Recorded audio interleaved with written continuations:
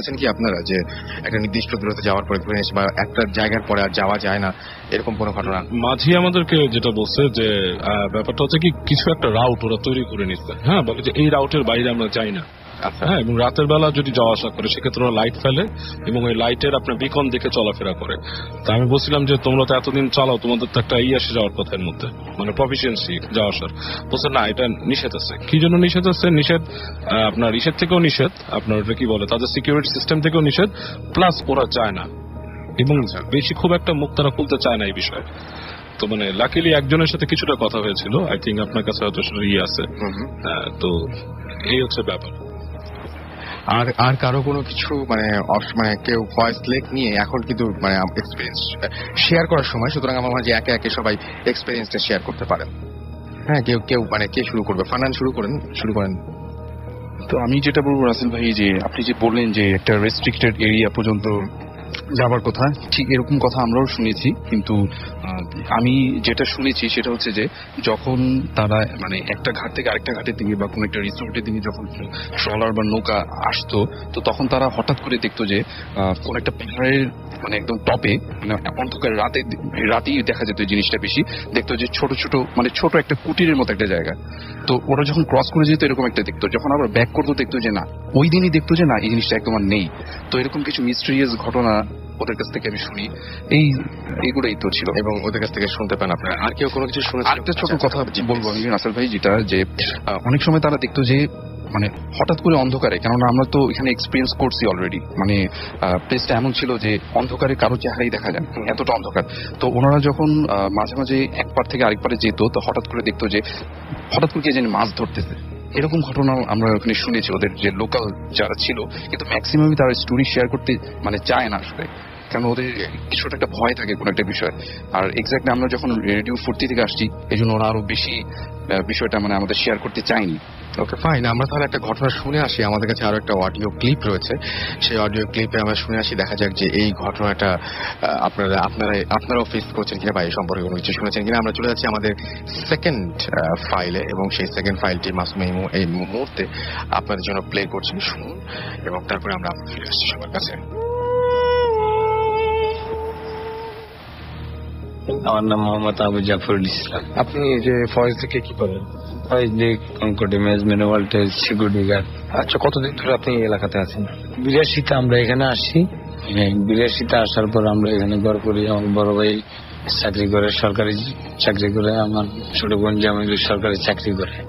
আচ্ছা, এখানে ফয়েজ লেক সম্পর্কে, এখানে একটা পাহাড় বা কিছু একটা এলাকা সম্পর্কে অনেক কথা মানে শোনা যায় যে কিছু জিনিস, আপনার থেকে তো একটু আগে আমি কথা বলতেছিলাম যে এরকম মানে ঘটনাটা আমাদের একটু বলেন যে কি আসলে জিনিসটা। আসলে ঘটনাটা হলো, মূল বিষয়টা যে এটা হলো পাহাড় অঞ্চল, পাহাড় পর্বত। এখানে ভালো জিন, ফরি এবং দেবদানব এগুলো থাকতে পারে, অলিরাও থাকে বিশেষভাবে। আগে তো আমরা দেখতাম ছোটকাল হইতে এখানে ছোট বাচ্চা কান্না করতো, আমাদেরকে সামনে নিয়ে যেতে, মানে সামনে গেলে আমাদেরকে একটা ক্ষতি করবে, বা ওনার একটা আওতা আছে যে পাহাড় জঙ্গলে ওনার আওতার বাইরে নিতে পারলে মোটামুটি মারি ফেলবে। এই ধরনের আমরা অনেক কিছু দেখছি। এবং এখানে পানিতে বলিও নেই, যে ফয়েজ লেকে শেষ সীমানা, এই 1 নম্বর জিলে বলিয়ে নিছে 2বার। এখন হচ্ছে 3 বছর আগে একটা বলি নিছে ওখানে। 3 বছর আগে একজন মারা গেছে। 3 বছর আগে একজন বলি নিছে, আপনার এই 7-8 বছরের ছেলে এই ধরনের। আমরা বিশেষভাবে ছোট থেকেই মোটামুটি দেখে আসতেছি। আল্লাহ আমাদেরকে কখনো করে নেই, ক্ষতি করে নেই। তবে আমরা দেখছি, আমরা যখন সামনে আগাইতে গেছি তখন দেখছি উনি আরো পিছনে চলে যায়। এটা কি বাচ্চাকে দেখছেন না বাচ্চার সাথে অন্য কাউকে ছিল? হ্যাঁ, আমি বাচ্চা দেখছি বিশেষভাবে, এবং বিলে দেখছি। বিলে দেখার পরে এরপরে সামনে যখন আমি আগে গেছি, এরপরে দেখতেছি বাচ্চার কান্নাকাটি। বাচ্চা মানে খুবই সুন্দর, হ্যাঁ, খুবই রূপটা ওনার লাগে, যে ওনার গায়ে হীরা মুক্তা সোনা চাঁদি এরকম মোটামুটি ওইভাবে। যে অন্ধকারে দেখতেছি উনি আলো, মানে দেখা যায় অন্ধকারের মতো দেখা যায়। জি, অন্ধকারের ভিতরে দেখা যাচ্ছে। আর তাছাড়া আমরা তো এখানে সিকিউরিটি গার্ডে চাকরি করি, আমরা কি করবো? আমরা তো এখান থেকে সরতে পারি না, দায়িত্ব পারি না, থাকতে হবে। 8 ঘন্টা যখন চাকরি করি, সেটা আর কি কথা ভাইয়া। তো মোটামুটি আমরা ছোট থেকে যেটা দেখে আসতেছি ওটা সত্যি। পাহাড় পর্বতে আপনার এগুলা আছে এবং থাকতে পারে। আচ্ছা, আর হচ্ছে এই যে বাচ্চাটা যে ডেকে ডেকে নেয়, এটা কোন সময়ে আপনি মূলত করেন? এটা কি বছরের নির্দিষ্ট কোনো সময় না যে কোনো সময় এটা মানে করে থাকে? হ্যাঁ, যে কোনো সময় হয়তো একটা কেনের টাইম আছে, যেমন আপনার দুপুরে 12টার দিকে, যেমন 4টার দিকে, আপনার আসরের আগে, 4টার দিকে আসরের আগে, যেমন আবার মাগরিবের জানের আগ সময়, যেমন আপনার রাতের 12টার পরে, এই ধরনের এই বিশেষভাবে ক্ষতিগুলো হয় আর কি।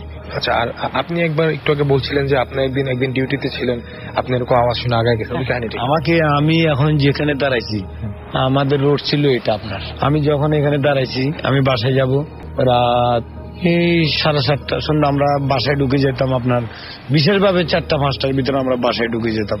আর নয়তো তখন আমাদেরকে আপনার শিকাল, যেমন বাঘ, সীতাবাঘ, কেঞ্জাবাঘ, বিভিন্ন আর কি, এগুলা বাঘ কান্ডাইছে আমাদের বাসায় ঢুকতো, দরজা টানাটানি করতো। তখন কিন্তু আমি এখানে দাঁড়াইছি স্কেলের এই পাশে, এটা কিন্তু স্কেল আপনার এই যে এখানে দাঁড়ানোর পরে উনি যে বাচ্চা দেখতেছে এখান থেকে 200 ফিট দূরত্ব, ওখানে খুবই কান্নাকাটি করে। মানে এখন যেখানে গেটটা, এখান থেকে দেখছেন আপনি? আমি এখানে দাঁড়ানো, ঠিক আমি যেখানে দাঁড়ানো, ওই ওনাকে দেখতেছি, ও বাচ্চাটাকে দেখতেছি সামনে 200 ফিট দূরত্ব গেটের পাশে। তখন কিন্তু গেট হয়নি, তখন আমরা কিন্তু অনেক কিছু দেখছি। হ্যাঁ, কিন্তু এখন খুবই কম দেখি। মোটামুটি হয়তো দেখা গেছে গভীর রাতে গেলে হয়তো কোনো, আরেকবার আমি দেখেছি কি, আমি উপরে ডিউটি করতেছি আপনার ঠিক রাতে 2টা, যে এমন একটা জিনিস পড়লো আমার হাতে, টর্চ লাইট। আমি পানিতে পড়ছে ঠিক আছে, লাগে যে পানিগুলো মানে যেরকম জোয়ার, যে নদীতে সাগরে যেরকম ঢেউ দেয়, ওইরকম ঢেউ দিল। ঢেউ দেওয়ার পরে তখন আমি টর্চ মারলাম, দেখি যে না, আমার টর্চের আলো আমার এখান থেকে আউট হয়, কিন্তু ওইখানে যাই পৌঁছানো। আচ্ছা, মানে আলোটা হারিয়ে যাচ্ছে। তখন আমি ভয় পাইছি, তখন আমি নিজে নিজে একা 12টার দিকে, খুব গভীর রাত, জঙ্গলে, পাহাড়, তখন আমি মানে আমার দোয়া ইউজ করলাম। দোয়া ইউজ করার পরে আমি মোটামুটি আমার গা বন্ধ করলাম, সূরা ফাতিহা পড়লাম, সূরা ইখলাস পড়লাম, এগুলা পরে আমি আমার শরীরটা বন্ধ করি আর কি। তো মোটামুটি কথা হলো যে আগে অনেক কিছু ছিল, এখন আমরা খুবই কম দেখি।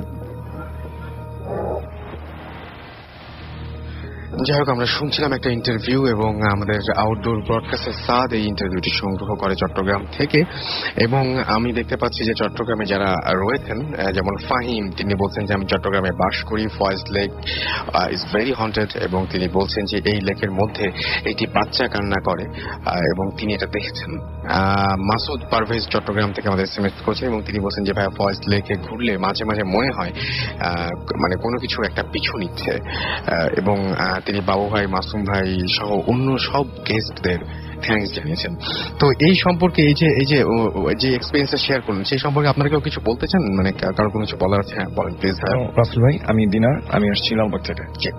তো আমরা সেখানে যাওয়ার পর আমরা অনেকের সাথে কথা বলি যে বাচ্চার যে বিষয়টা, যেটা অনেক লিসেনাররা এসএমএস করে বলতেছেন, প্লাস সেটা হচ্ছে যে আমরা এই ব্যাপারে কিছু শুনছি যে অনেক সময় বাচ্চা রূপে এসে কাউকে দেখা দেয়, এবং সে বাচ্চাটা দেখতে খুব ইনোসেন্ট থাকে এবং সে কান্নাকাটি করতে থাকে। তো এবং তখন যে তাকে দেখে তোর হয়তো ইচ্ছা করে যে তাকে একটু আদর করে দিই। তো সেই সময়টায় সে বাচ্চাটা করে কি একটু জঙ্গলের ভিতরে চলে যায়, এবং যে ভিকটিমটাকে সে অ্যাটাক করে সে হয়তো তার পিছে চলে যায়। এরকম একটা ঘটনা শুনেছি। এবং অনেক সময় সেখানে বাচ্চার বদলে একটা মহিলার মতো দেখা যায়, এবং তার গায়ে যে জামাটা থাকে সেটা খুব মানে জলজল করতে থাকে, মানে খুব মনে হচ্ছে যে একটু আগে যে একজন রেকর্ডেড ভার্সন যেটা আমরা শুনলাম, যে খুব আলোকিত একটা ড্রেস পরে থাকে। এটা আমরা সেখানে গিয়ে অনেকের মুখ থেকে শুনতে পাই। এবং ভাইয়া, আমরা যখন বোটে থেকে পাহাড়ের উপরে ছিলাম, তখন আমরা সবাই মিলে একটা যে হোলের ব্যাপারটা যে বলছিলাম, আমরা যে হোল যেটা দেখেছি আমরা সবাই, তো হয়তোবা সেটা মানে কোনো লাইট রিফ্লেকশন হতে পারে, বাট এটা আমরা ভেবে নিয়েছি যে কোনো লাইট রিফ্লেকশন, মানে এটা ভেবে মনেকে সান্ত্বনা দিচ্ছে হয়তো কোনো প্যারানর্মাল অ্যাক্টিভিটিস না, বাট সেটা হতে পারে প্যারানর্মাল অ্যাক্টিভিটিস। কারণ এটা আমরা সবাই লক্ষ্য করছি যে লাইট ফেলার পর প্রথমে দেখছিলাম যে হোলটার মতো ছিল, বাট সেকেন্ড টাইম যখন আমরা সেখানে লাইট ফেললাম, এট দ্যাট টাইম ওটা সেখানে ছিল না। আপনার সঙ্গে কে কে ছিল ওই সময়? আমার সঙ্গে ছিল তনয় ছিল। আমি তনয়ের কাছে একটু যাই, তনয়ের কাছে শুনি যে তনয়, আপনিও কি সেই সেম জিনিসটাই এক্সপেরিয়েন্স করেছিলেন? রাসেল ভাইয়া, তো পানির মধ্যে আমরা প্রথমে দেখলাম যে কিছু একটা ভেসে রয়েছে আর কি। তো ওইটা দেখার পর আমরা ওইখানে লাইটটা ফেলার পর সেই লাইটটাকে যখন উপরের দিকে ফেলা হয়, তখন দেখা যায় যে মাঝখানে একটা হোলের মতো, ঠিক বাগান ইয়ার পিছনে আর কি, গাছগুলোর মাঝখানে একটা হোলের মতো। তো এইটা দেখার পর কেউ একজন বলে যে ওইখানের দিকে দেখতে, তারপরে সেকেন্ড টাইম যখন ওইখানে লাইটটা ফেলা হয় তো সেখানে আমরা কোনো হোল খুঁজে পাইনি। তো এই ছিল ঘটনা। আরেকটা ঘটনা ছিল রাসেল ভাইয়া, যখন আমরা আসলে বোটে উঠি মাত্র, আমরা কয়েকজন ছিলাম সামনের দিকে বসা, হ্যাঁ, তো আমরা যখন বোটটা ছাড়ার কিছুক্ষণ পরে দেখলাম বোটের সামনে দিয়ে একটা সাদা আলো পাস করে গেছে। তো এইটা সম্পর্কে আসলে আমরা এখনো কেউ কোনো কিছু ব্যাখ্যা করতে পারিনি। আমাদের দেখেছেন আপনারা? এটা আমরা সামনের দিকে যারা বসেছিলাম, মাহবুব ছিল, সাদ ভাইয়া ছিল। আচ্ছা, মাহবুব সাথে একটু কথা বলি। মাহবুব, আপনিও কি সেম যেভাবে বলো সেভাবে দেখেছেন? জি ভাইয়া, আমরা সামনেই বসেছিলাম। যখন ট্রলারটা যাচ্ছিল, আমরা যেখানে যে জাস্ট খানিকক্ষণ ওয়েট করবো ভাবছিলাম, তো তখনই অলমোস্ট 3 বার দেখছি আমি এটা। একবার 1 সেকেন্ডের জন্য, আর থার্ড টাইম দেখছিলাম অলমোস্ট 3 সেকেন্ডের জন্য। জাস্ট সামনে দিয়ে কি যেন গেল, দেখে মনে হলো মাছ, কিন্তু মাছ না। আচ্ছা আচ্ছা আচ্ছা, ওকে ওকে। তো আমি আবারও চলে যাচ্ছি মানে জাস্ট এই আবার একটা অন্য ঘটনায়। সেটা হচ্ছে যে পরে প্লে করবো আমরা, শুধুমাত্র ওভারঅল ব্যাপারটা একটু আবার ভাই আরেকবার একটু বলবেন আমাদেরকে যে আপনারা কিভাবে রওনা করেছেন, কি কি দেখেছেন ওখানে, এবং কোন কোন জিনিসগুলোতে মনে হয়েছিল যে হ্যাঁ এখানে কোনো অস্বাভাবিক কিছু ঘটতে পারে। ওয়েল রাসেল ভাই, এখানে সবাই বলছে যে অনেকেই অনেক ঘটনা আমরা শুনেছি। দেখা যাচ্ছে যে কেউ শুনেছি বাচ্চার ঘটনাটা, আবার কেউ শুনেছি মহিলার ঘটনাটা। আমি একটু ভিন্ন ভাবে আমার ছোটবেলা থেকে যেটা জানা বা ওখানেও অনেকের কাছে শোনা, সেটা হচ্ছে যে ওখানে বলা হয় রাতের বেলা সামহাউ আপনার পাহাড়ে একটা পুরোহিতকে দেখা যায় মাঝে মাঝে, এবং অনেক বয়স্ক একজন পুরোহিত, যার বয়স আপনার 150-র কাছাকাছি মনে হয় দেখলে, খুবই দূরে, এবং তার বড় বড় দাড়ি। মানে সে যখন নেমে আসে, সবাই বলে যে ভিতরে, পাহাড়ের ভিতরে একটা মানে অনেক প্রাচীন একটা মন্দির আছে, সেখানে সে বাস করে, কিন্তু এই পুরোহিত আদৌ তার অস্তিত্ব কেউ খুঁজে পায়নি, এবং সেই মন্দিরও নিশ্চয়ই পাওয়া যায়, অস্তিত্ব কেউ খুঁজে পায়নি। তো জিনিসটা একটু আর কি এখনো এটা সবাই বলে যে দেখা যায়, কিন্তু আমরা অন্তত সেদিন অন্তত কিছু এক্সপিরিয়েন্স করিনি। ওকে। ও আচ্ছা, হ্যাঁ, আবার একটু আগে যেটা বলছিল যে আপনার যে একটা কুটির দেখা যায়, তো এটা আবার অনেকেই বলেছে, অনেকের মুখে আমি শুনেছি যে এই কুটিরটাকে অনেকে আবার বলে মন্দির, হয়তোবা সেই মানে যেটা গায়েবী মন্দির বলা হচ্ছে সেটাও হয়তোবা অনেকে দেখতে পায়। আচ্ছা, এই দুটো মোটামুটি অলমোস্ট একই। ওকে। তো আপনারা এমনিতে কি মানে ওইখানে ওই রাতের বেলায় আপনাদের কোনো সময় কোনো কিছু মনে হয়েছিল কিনা যে অস্বাভাবিক কিছু? আপনার প্রথম পার্ট যেটা, যে আমি এবং বাবু ভাই, এটা অফ দ্য রেকর্ড, আসলে আমরা সবার সাথে তখন গ্রুপে ছিলাম না, সবাই অলরেডি আমাদের অ্যারাউন্ড 3টার দিকে সবাই যার যার রুমে চলে যায়। তো আমরা একটা এরপরে আমি আর বাবু ভাই আগে থেকে প্ল্যান ছিল যে আসলে সবাই গ্রুপ বেঁধে গেলে হয়তোবা অনেক প্যারানরমাল অ্যাক্টিভিটি সামনে আসবে না, যে কারণে আমরা একটু কিউরিওসিটি ছিল। তো আমি এবং বাবু ভাই দুজন বের হয়েছিলাম, তো এই ঘটনাটা বাবু ভাই বলুক। এবং আমরা রুমে আসার পর আরেকটা ঘটনা শুনতে পাই, আমাদের সাথে তন্ময়ও ছিল সেদিনকার, আমাদের টিম মেম্বার, কিন্তু আজকের বিশেষ কারণে সে আসতে পারেনি। তো ওর ঘটনাটাও আমি না হয় শেয়ার করলাম। বাবু ভাই একটু শুনি তাহলে আপনার ঘটনাটি। ওদিন আসলে যেটা হয়, আমি আর আবরার ভাই প্ল্যান করি নিজেরাই যে জিনিসটা যে সবাই টিম বেঁধে যখন গিয়েছি আর কি, আমরা প্রায় অনেকজন ছিলাম বোটে, তো হয়তো কিছু নাও দেখতে পারি কারণ এত মানুষ একসাথে। তো আমি আর আবরার ভাই প্ল্যান করি যে আমরা নিজেরা একবার রাতে বেরোবো, দেখি কি অবস্থা। একটা জায়গায় আমরা সন্ধ্যায় ট্রাই করছিলাম ওঠার জন্য, তো ওই জায়গাটা আসলে ওঠা যায়নি ওই সময়। তো রাত্রেবেলা আমি আর আবরার ভাই যাই। জিনিসটার কথা যেটা ফারনান বলছিল, যেটা জংলার মতো, ওদের যে সুইটটা ছিল ওটার পেছন দিয়ে ওটা দেখা যায় ভালো। তো আমি আর আবরার ভাই ওই রাত্রেবেলা আস্তে ধীরে বেরোই ওই জায়গাটা দিয়ে যাই। তো তখনকার এনভায়রনমেন্টটা টোটালি কিন্তু ডিফারেন্ট। যখন একসাথে আমরা ছিলাম তখন যে একটা মানে অ্যাটমসফিয়ার ছিল, এখনকারটা মানে পুরোই মানে চেঞ্জড। হ্যাঁ, মানে আমরা লাইটের এলাকার বাইরে চলে গেলাম, আর বিশাল একটা আপনার ট্যাঙ্কের মতো আছে, প্লাস্টিকের লিড দেওয়া, ওইটার উপর দিয়ে গেলাম। তো যাওয়ার পরে একসময় আমরা আবিষ্কার করলাম যে আমরা পুরোপুরি অন্ধকারে, বেশ ওঠার পর একটা পাহাড়। তো সেখান থেকে আবার ঢালে নামলাম আমরা।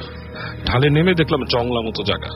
তো যে জায়গাটা আমরা নামছিলাম, তো আবরার ভাই তখন বললো যে বাবু ভাই এই যে এইসব জায়গাগুলোতে আসলে ডাম্পিং গুলো হয়েছিল, ডাম্পিং মানে ওই যে লাশ যেগুলো ফেলা হয়েছিল স্বাধীনতা যুদ্ধের সময়, এখানে ওরা গণহত্যা করে মানে মানুষ ফেলতো। তো ওই জায়গায় যে আমরা দাঁড়ানোর পরে বেশ মানে একটু গা ছমছম করা একটা পরিবেশ ফিল করি।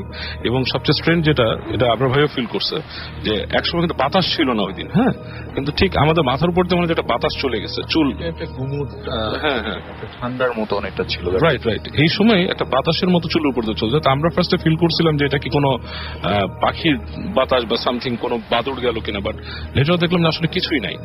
দেন আমরা ফিল করলাম যে আমাদের যে নিচের যে ঢালটা, ঢালের কাছে মনে হচ্ছে যে কিছু একটা দাঁড়ায় আছে, সামথিং ইজ প্রেজেন্ট।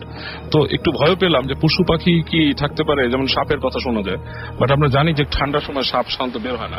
এটা আমরা ওই যে আমাদের গ্রুপের অনেকেই বলছে, আমরা সাপের কথা বলছিলাম তখন বলে সাপ ঠান্ডা বের হয় না। এনিওয়ে, এই পর্যায়ে আমার কাছে একটা সাইবার শট ক্যামেরা ছিল, আমি সাথে সাথে ছবি তুলি। তো ছবি তোলার পরে ওই ছবিতে আসলে কিছু আসেনি, মানে হঠাৎ করে আলোকিত হয়ে যায়, বাট কিছুই নাই সেখানে। এবং ওই ছবিগুলো আমি পরে আপলোড করছি এবং ওখানে তারপর কিছু দেখলাম না। তো আমরা কিছুক্ষণ ওখানে থাকি, দেখার চেষ্টা করি কিছু।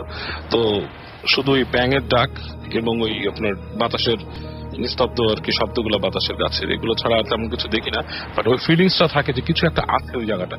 এবং আমরা যখন ব্যাক করে আসতেছি আমি আর আবরার ভাই, তখন আবরার ভাই আমাকে ফার্স্টে বললো, আমি একটু সামনে ছিলাম, আবরার ভাই পেছনে। আবরার ভাই বলতেছিল যে বাবু ভাই মনে হচ্ছে কেউ ফলো করে পেছনে। তো আমরা যে একটু পর দাঁড়ায় যাই, হ্যাঁ, দাঁড়ায় যাওয়ার পরে আবার হাঁটি। এবং এই সময় আমাদের ফোনটা পেছে ওঠে, আমার ফোনটা, মানে সেই সময় আমাদের ওই যে ছোট ভাই তন্ময়, ও ফোন করছিল আমাদেরকে। ওইটা খুব ভয়ঙ্কর লাগে, এই নিস্তব্ধতার মধ্যে শব্দটা খুব ভয়ঙ্কর ছিল। এনিওয়ে, তো তারপর আমরা যখন হেঁটে আসি, আমার নিজেরও ফিলিং হচ্ছিল যে পেছনে নট 3 of us, মনে হচ্ছে যে আমাদের পেছনে আরো কিছু মানুষ আসছে। যেটা আমি SMS এ বললাম যে মাঝে মাঝে অনেকে ঘুরতে গিয়ে এটা ফিল করেছে। আমি কিন্তু আপনার পিছনে থাকি, সাইড বাই সাইড, উনি তখন আমার পাশাপাশি চলে আসে। এসে আমরা যখন নাকি, আসলে সত্যি কথা রাসেল ভাই, যখন নাকি আমরা আলোতে চলে আসি, মানে পাহাড় ঢাল থেকে নেমে যাই, নেমে যে স্ট্রিট ল্যাম্পের আলো পড়ছিল, ওই জায়গায় আসার পর কিন্তু আর মনে হলো না যে পেছনে কেউ আছে। So which was quite strange. Okay, এবং আপনারা জানেন যে সেই দিন বিভিন্ন লোকজনের সাথে আমরা কথা বলি, আর তারাও তাদের এক্সপিরিয়েন্স গুলো জানান। এবং আপনারা, আমি খুব মানে অবাক হয়েছি, এটা মানে আমার জন্য খুব সারপ্রাইজিং ছিল যে হঠাৎ করে আপনার ভাই যে চমৎকার ঘটনাটি আমাদের বললেন একটু আগে, যে ওখানে একটা মন্দিরের ঘটনা, আমি এখনো মাথার মধ্যে ঘুরপাক খাচ্ছে, মানে এরকম একটা হঠাৎ করে যদি সত্যি এক জায়গায় ঘুরতে গিয়ে কারো সামনে চলে আসে, ব্যাপারটা খুবই অদ্ভুত। যাই হোক, আমরা আরেকটা ক্লিপ শুনছি এই মুহূর্তে, এবং মাসুম সেটা প্লে করছে আপনাদের সবার জন্য।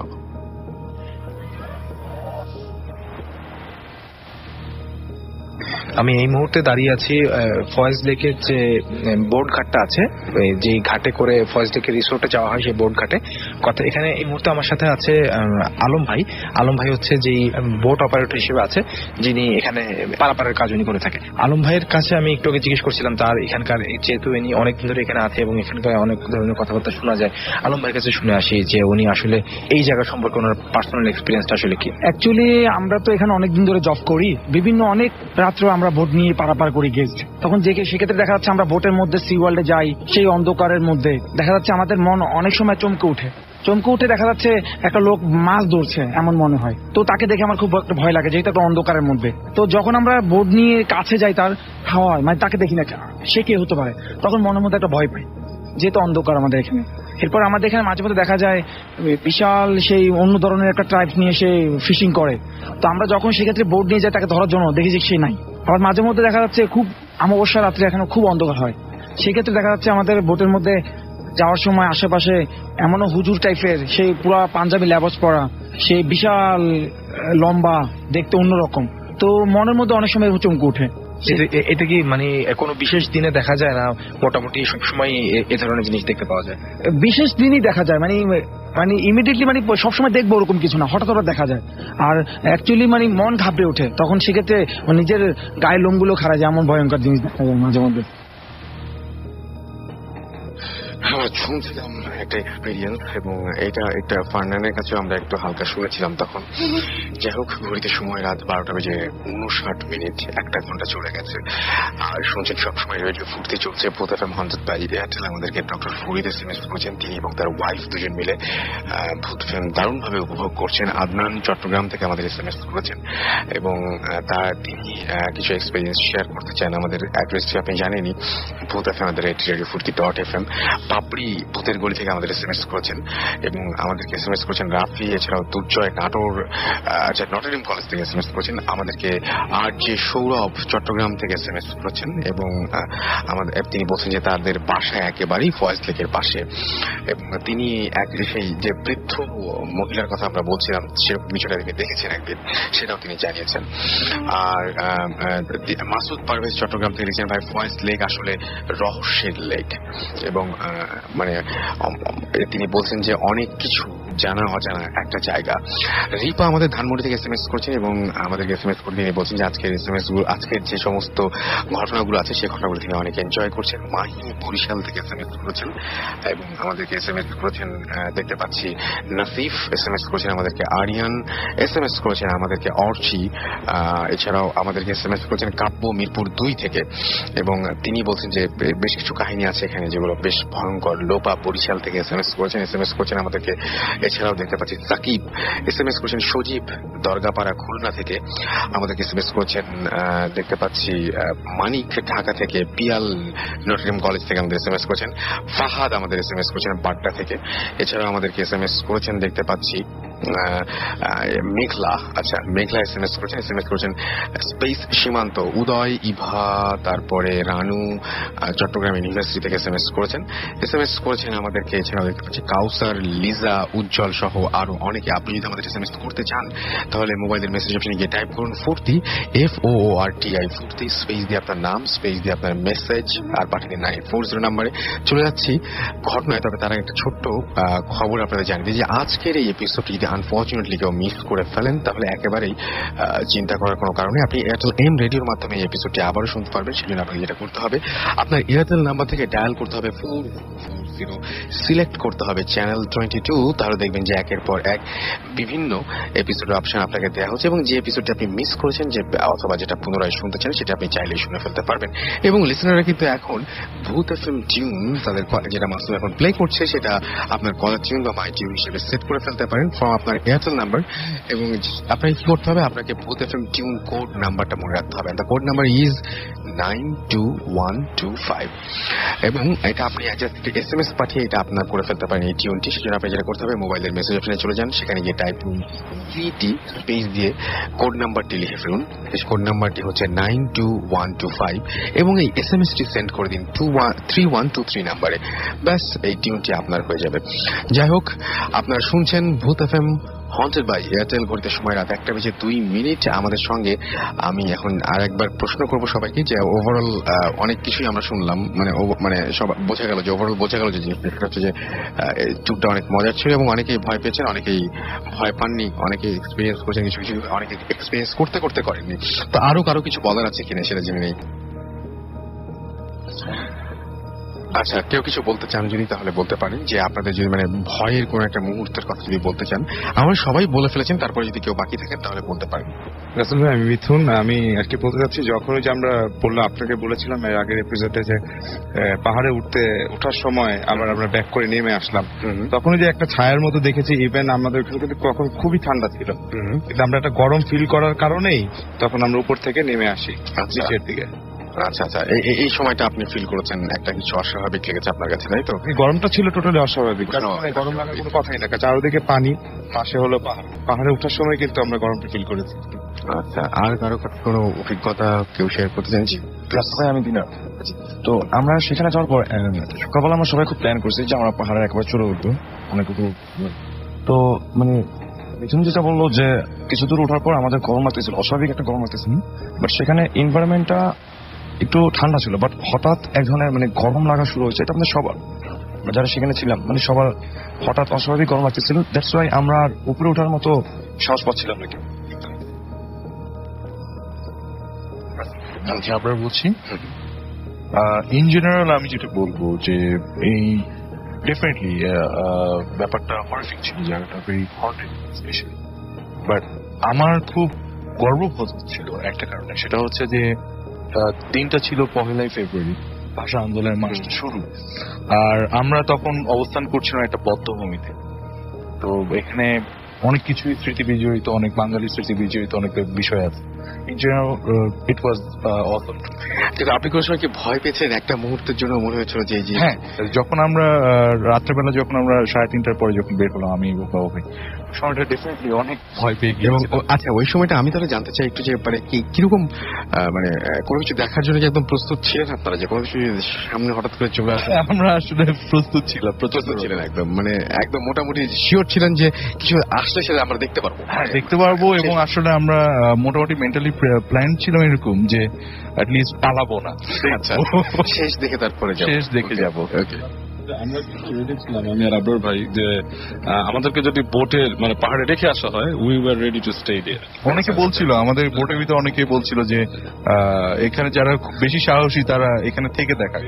আমরা কিন্তু অলরেডি তখন আমরা অফার দিচ্ছিলাম যে বাবু ভাই এবং আমি যদি বের হতে পারতাম, যদি আমাদের পাহাড়ে রেখে যেত, we could have stayed there for the whole night.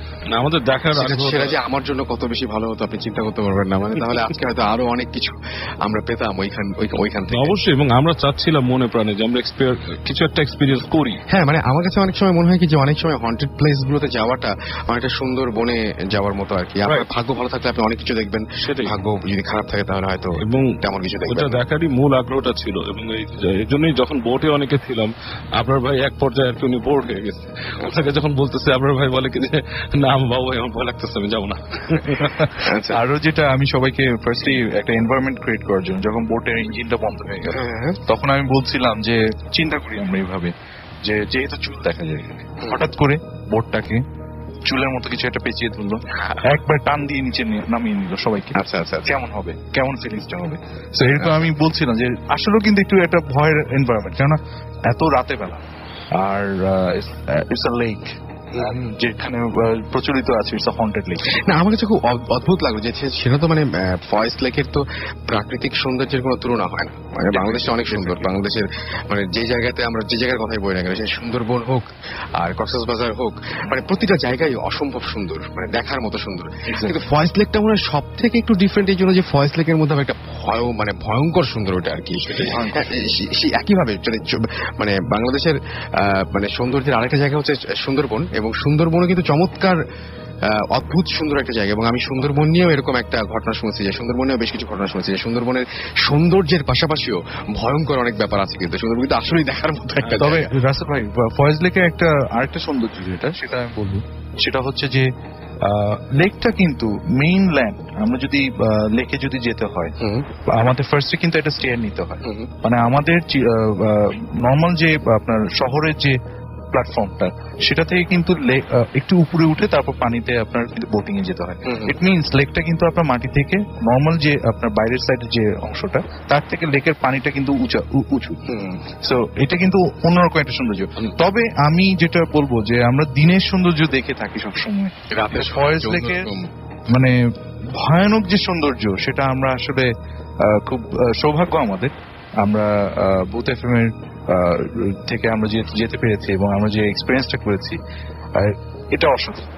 সেটাই আমারও তাই মনে হয় যে আপনারাও যদি এরকম মানে এইটা শীতের সিজন এবং বাংলাদেশটা অনেক সুন্দর, আপনারা ঘুরে বেড়াতে পারেন বাংলাদেশের বিভিন্ন জায়গায়, এবং ছুটি কাটাতে গিয়ে যদি এরকম কোনো এক্সপিরিয়েন্স আপনাদের ঘটে যায়, আমার তো মনে হয় যে আমি প্রতিবার যতবার কক্সবাজার যাই ততবারই মনে হয় যে কিছু একটা ঘটবে। আর আমি সুন্দরবনে যদি যাই, তাহলে সুন্দরবনে আমি গিয়েছিলাম এবং আমি সেই কয়দিন আসলে আমি আমার কেবিনের দরজা থেকে খুলে বাইরে বের হয়ে, অত সাহস হয় না আমার আসলে। ওখানে মনে হয় বাঘের ভয়ের থেকে রাসেল ভাই আরো অনেক ভয় আছে, মানে বাঘের ভয়ের থেকে বাঘের ভয়টাই বেশি। তারপরেও আরো অনেক ভয় আছে সুন্দরবনে। বন দেবী বলে একটা অনেক কিছু আছে, অনেকে এটা মানে ভয় পায়, এবং অনেকেই সুন্দরবন সম্পর্কে বলেছে যে হঠাৎ করে মানে ওই কোন একটা জায়গায় ওরা একটা মন্দিরের মতো দেখে আর কি, রাজপ্রাসাদের মতো, পরে কি ওটা কিন্তু আর খুঁজে পায় না। সেটাই। তো আমরা একটা ছোট্ট ব্রেক নিব, এবং আমাদের মোটামুটি আর কারো কিছু চিটাগং এর সম্পর্কে, চিটাগং ফরেস্ট লেক সম্পর্কে যদি বলার থাকে তাহলে বলার পরে আমরা ব্রেকে যাবো, যদি কিছু না থাকে তাহলে আমরা এই মানে সেগমেন্টটা এখানেই শেষ করবো। তো কারো কিছু যদি বলা থাকে তাহলে বলতে পারেন। জি রাসেল ভাইয়া, আমরা যে বললাম যে রাত 3টা 3:30টার দিকে সবাই কিন্তু কেউ আলাদা আলাদা হয়ে বের হয়েছিল। আমরা 3:30টার দিকে মিলাদের আওয়াজ পেয়েছি, কিন্তু ওই পাহাড়ি এলাকায় মিলাদের আওয়াজ পাওয়ার একটা অ্যাবসাল একটা ব্যাপার, কিন্তু এটা বুঝলাম না যে কোত্থেকে সাউন্ডটা আসলো, কিন্তু খুব আস্তে আস্তে সাউন্ডটা, আমরা 3জন ছিলাম, 3জনের কানে কিন্তু পৌঁছেছিল। আচ্ছা, ওকে, ফাইন। আমরা এখন আপাতত যেটা করবো সেটা হচ্ছে সবাইকে অনেক ধন্যবাদ যে আমাদের মানে কি বলবো যে আহ্বানে সাড়া দিয়ে, এবং যারা এয়ারটেলের মাধ্যমে মাধ্যমে এসেছেন তারাও অনেক কষ্ট করে সেদিন রাতের বেলায় জেগেছিলেন এবং অনেক কিছু মানে অনেক সাহসিকতার সাথে সেই দিন রাতের বেলায় আপনারা এক্সপিরিয়েন্স করেছিলেন, আপনাদের মানে এক্সপিরিয়েন্স করতে চেয়েছিলেন কোনো ভয়ঙ্কর ঘটনা, অনেকে এক্সপিরিয়েন্স করেছেন, অনেকে করেননি। তবে সবাই সুস্থভাবে ফিরে আসছেন, এটা সবচেয়ে বড় কথা। আমরা আবারও ফিরে আসছি একটু পরেই। আপাতত আমাদের এই চিটাং সেগমেন্টটি এখানেই আমরা শেষ করছি। সবাই মানে এতক্ষণ যারা আমাদের সাথে ছিলেন তাদেরকে আপনাদের সবার পক্ষ থেকে আমি আরো একবার ধন্যবাদ জানাচ্ছি। একটা ছোট্ট ব্রেক যাবো এবং ব্রেকের পরে আবারও ফিরে আসছি। স্টে টিউনড রেডিও ফুর্তি অ্যান্ড ডোন্ট স্টপ দ্য ফুর্তি।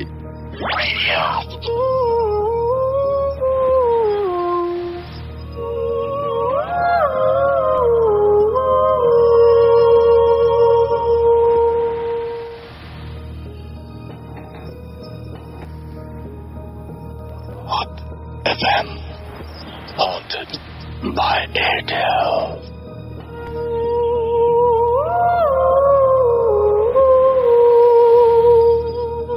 শুনছেন সবসময় রেডিও ফুর্তি, চলছে ভূত এফএম হন্টেড বাই এয়ারটেল। ঘড়িতে সময় রাত 1:18। আমি রাসেল আছি, সাথে আমার সাথে রয়েছে মাসুম এবং আজকের অতিথিরা।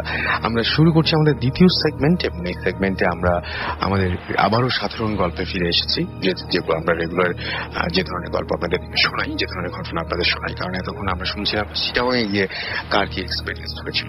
তো তেমনই একটা সময়ে আমার কাছে রয়েছে একটা ঘটনা যেটা স্টুডিওতে এসে যিনি যা শেয়ার করার কথা তিনি শেয়ার করতে পারেননি। সো আমি ঘটনাটি পড়তে হচ্ছে, আমি সেই ঘটনাটি পড়ছি। হ্যালো রাসেল ভাই, কেমন আছেন? আমি জানি আপনি সবসময় ভালোর দলে। আমি যদিও সবসময় ভালো থাকি না, তবে ভালো থাকার চেষ্টা করি। আমি বৃষ্টি রহমান, হাটহাজারী, চট্টগ্রাম থেকে।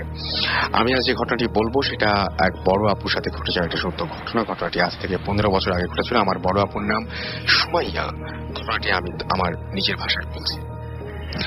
আমি তখন ক্লাস 7-এ পড়তাম। আমার বাবা সুনামগঞ্জে একটি বাড়ি কেনেন। আমার বাবা ব্যবসা করতেন, তাই তিনি প্রায় ঢাকা যেতেন।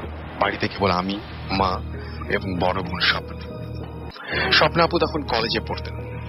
আপুর সাথে একটি ছেলের সম্পর্ক ছিল। একদিন সন্ধেবেলা আমি এবং মা ব্যালকনিতে বসে আছি, এমন সময় দেখলাম স্বপ্না আপু কোথা থেকে যেন এসে নিজের রুমে প্রবেশ করলো, তারপর ভেতর থেকে দরজা লাগিয়ে দিল।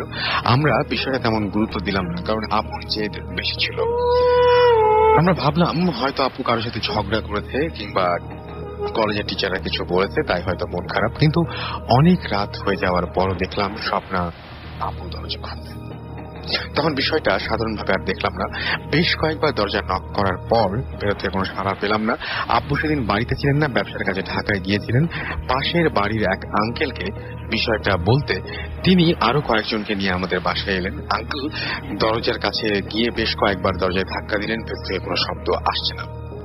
সবাই মিলে দরজা ভাঙার সিদ্ধান্ত নেয়। এর মধ্যে মা কান্নাকাটি শুরু করেন। এছাড়াও মানে মা কান্নাকাটি শুরু করেন এবং দরজা ভাঙার পর আমরা দেখলাম যে ফ্যানের সাথে নাইলনের দড়ি দিয়ে গলায় ফাঁস দিয়েছে স্বপ্না আপু। চোখ দুটো উল্টে সাদা হয়ে আছে, জিহ্বাটা বেরিয়ে এসেছে অনেকখানি। এই দৃশ্য দেখার পর মা আমাকে জড়িয়ে কাঁদতে লাগলেন। স্বপ্না আপুকে নামিয়ে মেঝেতে শোয়ানো হলো। মৃত্যুর আগে মানুষের মুখ কতটা ভয়ানক হতে পারে স্বপ্না আপুকে দেখেই সেদিন আমি প্রথম বুঝতে পেরেছিলাম। যেহেতু বাবা বাড়িতে ছিলেন না, সেহেতু আমরা বেশ চিন্তিত হয়ে পড়লাম এবং এখন কি করব। এখনকার মতো মোবাইল ছিল না, তাই এলাকায় আমাদের এক পরিচিত লোককে ঢাকায় পাঠানো হলো আব্বুকে খবর দেওয়ার জন্য। সারা রাত আমি আপুর লাশের পাশে বসে থাকলাম। পরদিন সন্ধ্যা পর্যন্ত অপেক্ষা করে যখন দেখলাম আব্বু আর আসছে না, তখন স্থানীয় লোকজন আপুকে কবর দেওয়ার ব্যবস্থা করলেন। স্থানীয় একটি কবরস্থানে আপুকে কবর দেওয়া হয়। কবর দিতে প্রায় রাত 8টা বেজে যায়। স্বপ্না আপু মারা যাবার পর থেকেই নানা রকমের সমস্যা হতে থাকলো আমাদের বাড়িতে। আমার ঘরটি ছিল স্বপ্না আপুর ঘরের পাশেই। অনেক রাত জেগে আমি পড়াশোনা করতাম। মাঝে মধ্যে আমি পাশের ঘর থেকে ফ্যান চলার শব্দ শুনতে পেতাম। সেই সাথে অদ্ভুত এক সাউন্ড আসতো ঘর থেকে, অনেকটা মৃত্যুর আগে মানুষ অনেক যন্ত্রণা পেয়ে যেমন শব্দ, কিন্তু বুঝতাম না শব্দটা কে করে। স্বপ্না আপু মারা যাওয়ার পর থেকেই আপুর ঘরে দরজা তালা লাগানো, সেই ঘরে কেউ থাকে না। অনেক সময় মনে হতো আমার পাশে কেউ একজন আছে, অথচ আমি একা ঘুমাই। মাঝে মাঝে শেষ রাতের দিকে আপুর রুমের ভেতর থেকে দেয়ালের মধ্যে পাথর দিয়ে ঘষলে যেমন শব্দ হয়, কেউ একজন তেমন শব্দ করছে এরকম শোনা যায়। এবং দিনটি যেমন এই ব্যাপারটি আমাকে বেশ ভাবিয়ে তোলে। খবর পেয়ে আপু আব্বু বাড়িতে আসে এবং বাড়ির সবার মন খারাপ বলে কাউকে কিছু বলতেও পারছিলাম না। কিছুদিন পর বিষয়টা স্বাভাবিক হলো, সবকিছু ঠিকঠাক চলছিল এবং আসল ঘটনা ঘটলো এর 21 দিন পর। ঘটনা থেকে আমাদের বাড়িতে আত্মীয়রা বেড়াতে আসে। একান্তই অনেকটা সত্ত্বেও আমাকে স্বপ্নে আপনি ঘরে একা থাকতে দেওয়া হয়। বেশ ভয় করছিল বলে লাইট জ্বালিয়ে দরজা খোলা রেখেই ঘুমিয়ে পড়লাম। রাত তখন কয়টা বাজে বলতে পারবো না। একটা বিকট শব্দে আমার ঘুম ভেঙে যায়। আমি সাথে সাথে লাফিয়ে উঠে বসি বিছানায়। আমার ঘরে লাইট অফ, বুঝতে পারছিলাম লোডশেডিং। ঘরের ভেতর অস্বস্তিকর এক পরিবেশ। ঘরের দরজাটা খোলা, সেখান দিয়ে বাইরের চাঁদের আলো এসে ঘরে পড়ছে। হঠাৎ আমার চোখ গেল মেঝের দিকে। মেঝেতে আমি যা দেখলাম তা হয়তো কখনো প্রত্যাশা করিনি। আমি দেখলাম মেঝেতে সাদা কাপড় গায়ে কেউ একজন বসে আছে। প্রচন্ড ভয়, আমি ঘামতে লাগলাম। সাহস করে জিজ্ঞেস করলাম কে। ঠিক সেই মুহূর্তে সেই জিনিসটা আমার দিকে ফিরে তাকালো এবং যা দেখলাম তা আমি কখনোই প্রত্যাশা করিনি। আমি স্পষ্ট দেখলাম স্বপ্নাপু বড় বড় চোখ করে আমার দিকে তাকিয়ে আছে। উঠে দাঁড়িয়ে আমার দিকে এগিয়ে আসছে। আমি প্রচন্ড জোরে চিৎকার করে দুহাত দিয়ে চোখ বন্ধ করে রাখলাম। আমার চিৎকার শুনে আমার বাবা মা দুজনেই ছুটে আসে এবং আত্মীয়রা এসে জিজ্ঞেস করে কি হয়েছে। আমি তখন ভয় কিছুই বলতে পারছিলাম না, শুধু মেঝের দিকে হাত বাড়িয়ে দেখাচ্ছিলাম। কিন্তু আশ্চর্যের বিষয়, ঘরে এসে কেউ কিচ্ছু দেখে। আমরা সেই বাড়িটি বিক্রি করে চলে আসি। আমি যখন ঘরে একা থাকি মনে হয় কেউ আমার পেছনে দাঁড়িয়ে আছে। ঘটনাটি অনেকের কাছে অবিশ্বাসযোগ্য মনে হতে পারে, তবে আমি যা বলছি তা সম্পূর্ণ সত্য। ঘটনা ভালো লাগলে পড়ে শোনাবেন। তো আমি এই ঘটনাটি পড়ে শোনালাম এবং আমাদের কাছে এর মধ্যে অলরেডি অনেক বেশি SMS চলে এসছে। আমাদেরকে বিল্লাল SMS করেছেন পলাশ, SMS করেছেন নিকিতা, নাইম, সজীব, তারপরে আমাকে SMS করেছেন জুয়েল, কেমিস্ট মহসিন, আমাকে SMS করেছেন রাজু, এছাড়াও উদয় SMS করেছেন আমাকে সোহান SMS করেছেন, রিমু SMS করেছেন, মিতু SMS করেছেন, হৃদয় SMS করেছেন, শিহাব, রেজা, সুস্মিতা বণিক, MD বিল্লাল, তারপরে নাইম সহ আরো অনেকে। আপনি যদি SMS করতে চান তাহলে মোবাইলের মেসেজটা নিয়ে টাইপ করুন 40 স্পেস দিয়ে আপনার নাম, স্পেস দিয়ে আপনার মেসেজ পাঠিয়ে দিন 9840 নাম্বারে। আমাদের হাতে খুব অল্প কিছু সময় আছে। সেই অল্প কিছু সময়ে আমরা ছোট্ট ছোট্ট কিছু ঘটনা শুনবো। বাবু ভাই প্রথমে আছেন, তিনি একটা ঘটনা নিয়ে আমাদের জন্য। ওকে রাতুল ভাই, এই ঘটনাটা বলবো, এটা হচ্ছে অবন্তিকা আমার সাথে শেয়ার করেছে। ঘটনাটা হচ্ছে তখন বেশ আগের কথা আর কি। তো গ্রামের বাড়িতে তখন বিদ্যুৎ ছিল না আর কি, এরকম একটা সময় ওদের বাড়িতে আর কি। তো ওর খালার সাথে এই ঘটনাটা ঘটে। একটা সময় ওর খালা বাড়িতে বেড়াতে যায় এবং বাড়িতে তখন কেউ ছিল না। তো বাড়িতে যাওয়ার পরে খালা খালু সহ আর কি। তো একদিন ওর খালু বাইরে যায় বাসা থেকে। বেরোনোর সময় ওর খালাকে বলে যায় যে আমি একটু লেট করে আসবো, আজকে আসতে আমার দেরি হবে রাতে। তো সেই কথা অনুযায়ী খালা যেটা করে, মানে খাওয়া দাওয়া করে রেডি হয়ে বাসায় বসে থাকে এবং উনি ওয়েট করতে থাকেন ওই ওনার হাজবেন্ডের ব্যাক করার জন্য আর কি। তো অনেকক্ষণ পর গভীর রাতে ওনার হাজবেন্ড আসেন, এসে গেট নক করেন। তো যখন গেট নক করেন, ওর খালা দরজাটা খোলার পরে দেখেন যে ওনার হাজবেন্ড দাঁড়িয়ে আছে এবং হাজবেন্ড ঘরে ঢোকার সময় উনি একটা বোটকা গন্ধ পায়, বেশ মানে পচা মাংসের মতো গন্ধটা। তো উনি কিছুটা চিন্তা করেন, উনি বলে গন্ধ কিসের? তো ওনার হাজবেন্ড বলে যে আসলে গন্ধটা কোথাও গন্ধ নেই তো। তো ইন দ্যাট মিন টাইম উনি ঘরের মধ্যে আসেন, চলাফেরা করেন কিছুক্ষণ পরে বলে যে আমি গোসল করবো, চলো আমার সাথে চলো। তো ওই গ্রামে একটা পুকুর ছিল, যে পুকুরটার নাম বেশ বদনাম ছিল আর কি। মানুষ বলতো যে এই পুকুরে মানুষ হারিয়ে যায় বা অনেক কিছু দেখা যায়, এরকম কিছু আর কি। দেখা যায় যে ওর খালু যেটা, সেটা উনি ওই পুকুরের দিকেই যেতে থাকেন গোসল করার জন্য। আর খালাকে বলে আসো আমার সাথে আসো। তো খালা বলে যে এই পুকুরটা তো আসলে ভালো না, তুমি এত রাতে ওখানে কেন গোসল করতে যাবা? বলে বেশি কথা বলো না, বকাঝকা করে বলে আমার সাথে আসো। তো উনি করে কি, ওনার হাজবেন্ডকে অনুসরণ করে ওই পুকুরের দিকে যায়। তো পুকুরের পাড়ে আসার পরে তখন আকাশে হালকা চাঁদ ছিল আর কি, পুরো পূর্ণিমা না, বাট আলো মোটামুটি দেখা। এই অবস্থা উনি দাঁড়িয়ে থাকেন পাড়ে এবং দেখে যে হাজবেন্ড আসছে পুকুরে নামছে। তো পুকুরে যখন উনি নামছে, উনি দেখে একটা সময় একটু বিস্মিত হয়ে যায়। উনি দেখে যে পুকুরে নামছেন উনি অনেক, কিন্তু আসলে ওনার হাঁটু উঠছে না। এক পর্যায়ে উনি হাঁটতে হাঁটতে পুকুরে মাঝামাঝি চলে গেল, তখনও তার মানে হাঁটু পুকুরে ডোবেনি, হাঁটুর নিচে পানি।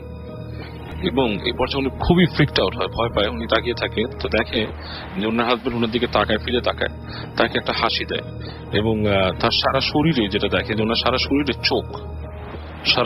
চোখ, অনেক চোখ, এবং এটা দেখে উনি আর সহ্য করতে পারে না, উনি বেহুশ হয়ে যায়।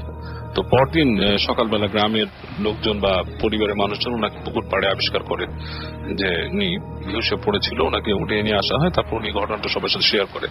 তো ইন দ্যাট মিন টাইম আসলে খালুটা ওখানে ছিল না, আসলে খালুটা উনি আসলে বলছে যে উনি আটকা পড়ছিল শহরে কোথাও, আর কি উনি আসতে পারেনি আর কি রাতে, বাট এই সময় ঘটনাটা হয়। ওই রকমই আরেকজন মানুষ উপস্থিতি ঘটেছিল। আচ্ছা, আমরা তাহলে কি আবরার ভাই, আপনার যখন ঘটনা আছে যদি থাকে তাহলে আমরা আবরার ভাইয়ের কাছে যাই এবং তার কাছ থেকে একটা ঘটনা শুনি, এরপরে ফারনান আছে। ধন্যবাদ রাসেল ভাই। আমার ঘটনাটা খুবই ছোট, এবং এই ঘটনাটা আমরা ছোটবেলা থেকেই আমাদের ফ্যামিলির কোনো একটা মেম্বারের ঘটনাটা ঘটে আজ থেকে প্রায় আপনার আমার এক কাজিনের সাথে। তো আমার এই কাজিন, ওনারা থাকতেন হচ্ছে বেসিক্যালি ইয়ের দিকে, আপনার ময়মনসিংহের দিকে, নেত্রকোনা শহরেই ওনাদের বাসা। তো আমার যে আত্মীয়, মানে আমার দূর সম্পর্কের চাচা আর কি, তার মেয়ে, তো আমার চাচার এমনি ওখানে বড় একটা ব্যবসা আর কি। ওনারা যে এলাকাটায় থাকে ওই এলাকার নাম হচ্ছে নাগরা। এলাকাটা এরকম যে নাগরা যে এরিয়াটা চারপাশ দিয়ে হচ্ছে একটা মানে লেক। এই তো আমার ওই আপার অনেকদিন ধরে বিয়ের চেষ্টা তদবির চলছিল, কিন্তু হচ্ছিল। তো অনেক তদবির করা হয়, পুজো ডাকা হয়, তারা বলে যে আমার উপর আতর আছে, তো যে কারণে বিয়ে হচ্ছিল না, ধারণা করা হচ্ছিল। তো একটা সার্টেন টাইমে মানে হুজুররা অনেক তদবির করেন, এক সময় ওনার বিয়ে হয়ে যায় বেশ অনেক বছর পর। বিয়ে হওয়ার পরে উনি যখন হাজবেন্ডের মানে ওনার শ্বশুর বাড়ি চলে যান, যাওয়ার পর প্রায় 5-6 বছর ছিলেন, তো মোটামুটি সুস্থই ছিলেন, কোনো সিমটম দেখা যায়নি বা এরকম কোনো সমস্যা আর হয়নি। তো ওনার 2টা বাচ্চা হয়, 2টা মেয়ে। তো আফটার দ্যাট সেকেন্ড বাচ্চাটা হওয়ার 1 বছরের মাথায় আমার ওই আপা দেখা গেল নানা রকম পাগলামি করা শুরু করে। দেখা যাচ্ছে কখনো ভর দুপুরে গাছে উঠে বসে আছে, নামতে বলে নামছে না, কার সাথে কথা বলছে। তো এক সময় তাকে মানে আবার বাপের বাড়িতে পাঠিয়ে দেওয়া হয় যে তার ট্রিটমেন্ট করেন। হয়তো তখন চিন্তা করা হচ্ছিল যে মেন্টাল বিষয়। বাপের বাড়িতে আসার পর প্রায় 5-6 মাস তার ট্রিটমেন্ট চলে, ডক্টরও দেখানো হয়, বা ডক্টররা কিছু খুঁজে পাচ্ছিল না, সাইকোলজিক্যাল কোনো প্রবলেম। আবার হুজুরের তখন দেখা গেল যে হুজুর বললেন যে আসরটা আগে ছিল, একটা জিনের আসর ছিল তার, সেই আসরটা আবার তাকে। তো বাপের বাড়িতে আসার পর সে ওই একই কাজ, গাছে উঠে বসে থাকে। ওই দেখা যাচ্ছে যে আপনার রাত বিরাতে বাসা থেকে বের হয়ে যাচ্ছে, এরকম ঘুরতে ঘুরতে ঘুরতে একদিন সকালবেলা তাকে আর খুঁজে পাওয়া যাচ্ছে না। সবাই খুঁজছে, চারদিকে বাসায় তন্ন করে খুঁজে হলো, বাড়ির আশেপাশে অন্যান্য বাসাতে খোঁজ খবর নেওয়া হলো, কিন্তু তাকে পাওয়া যাচ্ছে না। সো অনেক প্রায় 2-3 ঘন্টা মানে তাকে খোঁজার পর একটা সার্টেন টাইমে গিয়ে দেখা গেল যে পুকুরের ভিতর একটা বাঁশের সাথে একটা স্যান্ডেল ঝুলে আছে, মানে বাঁশ একটা মাথায় একটা স্যান্ডেল। তো কাছে যাওয়ার পর মানে তো কাছে যখন নৌকা নিয়ে গেল, দেখা গেল যে এটা একটা পা, ওটার সাথে স্যান্ডেল ঝুলে। তো পরে যখন তাকে আবার উঠানো হলো ওখান থেকে, ওই পাটা দেখে এটা মানুষের বডি, উঠানোর পর দেখা গেল যে আমার ওই আপা উনি মরে আছেন, মুখটা কাদার ভিতর আপনার অলরেডি ডুবান, এন্ড শি ইজ ডেড। এই ছিল হচ্ছে ঘটনাটা আসলে। আচ্ছা, এবং মানে তাকে আর মানে পরে মানে বাঁচানো সম্ভব হয়নি কোনোভাবেই? অ্যাকচুয়ালি তাকে ডেড হিসেবেই পাওয়া গিয়েছিল। ওকে, ব্যাপারটা অনেক অনেক দুঃখজনক এবং অনেক বড় একটা মূল্য দিতে হয়েছে। আমি একটা ক্লিপ শোনাবো সেদিনের ঘটনার, এবং সেই ক্লিপটা শোনার পরে আমি আবার সবার কাছে ফিরে আসবো। আমরা প্রথমেই শুনি ওইখানেই চিটাগংয়েরই একজন ভদ্রলোক, যিনি কৌশিক, তিনি মানে সেই জায়গা সম্পর্কে অর্থাৎ ফয়েজ লেক সম্পর্কে কি বলেছেন।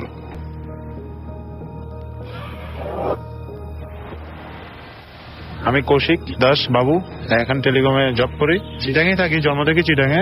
আর ফয়েজ লেক সম্বন্ধে আমার ছোটবেলা থেকে অনেক এক্সপিরিয়েন্স হয় নাই, কিন্তু মানে আমার মা বাবার কাছ থেকে শোনা যে ফয়েজ লেকে যে লেকটা আছে সেটা খুবই মানে হন্টেড ধরতে গেলে। কিন্তু আপনার যে ইয়েটা আছে, ফয়েজ লেকে যে লেকটা আছে, লেকের মধ্যে আপনার চুল দেখা যায়, মানে একটা মশাকন্যা জাতীয় চুল দেখা যায়, কিন্তু চুলটা কেউ ধরতেও পারে না, স্পর্শ করতে যায়, সেটা আবার মতো সন্ধ্যার টাইমে বেশিরভাগ দেখা যায়।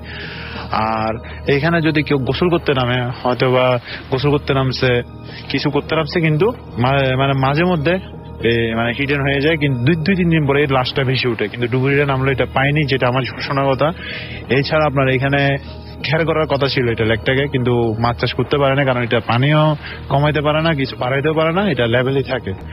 আর আপনার এখানে অনেক বড় বড় মাছ আছে, কিন্তু এগুলা ধরা যায় না। জেলেরা অনেকবার চেষ্টা করছে জাল দিয়ে, কিন্তু জেলেরাও ধরতে পারে না, জেলেরাও মানে ফেল করছে এটাতে। আর আপনার মাঝে মধ্যে বসি দিলে দেখা যায় বসি টোপ গিলছে, টানতেছে, কিন্তু টান দিয়ে তোলার পর দেখা যায় কিছু নেই। এটা কিন্তু হওয়ার কথা না, কারণ একটা বসি যখন মাছ দিবে সেটা অবশ্যই ধরবে। সেজন্য আসলে 100 বলতে আসলে এটা সেটা না। আর এখানে বেসিক্যালি একজন সিকিউরিটি ইনচার্জ, যিনি এখানে অনেকদিন ধরে আছেন, তারই শোনা কথা যে ওর রুমে যাওয়ার পর রাত 2:30-3টার দিকে, আমি জায়গাটার নাম স্পেশালি বলবো না, কিন্তু এখানে যাওয়ার পর কিন্তু ও যখন ওর রুমে গেছে, ওর একটা শেডোতে দেখছে একটা লোক অথবা কোন একটা ছায়া কিছু একটা খাচ্ছে, কিন্তু এত রাতে কিন্তু এখানে মানুষও থাকে না, কিছু থাকে না। কিন্তু ও রুম থেকে এটা কি দেখলো, কারণ এখানে পাহাড়ের দিনের বেলায় সব মানুষ থাকে, কিন্তু রাতের বেলা তো 2-2:30 দিকে এখানে মানুষ আসা সম্ভব না। অতএব এখানে কিছু 100 কিছু হতে পারে, আগে হয়েছে, কিন্তু এখন হয় কিনা সেটা আর কনফার্ম নেই।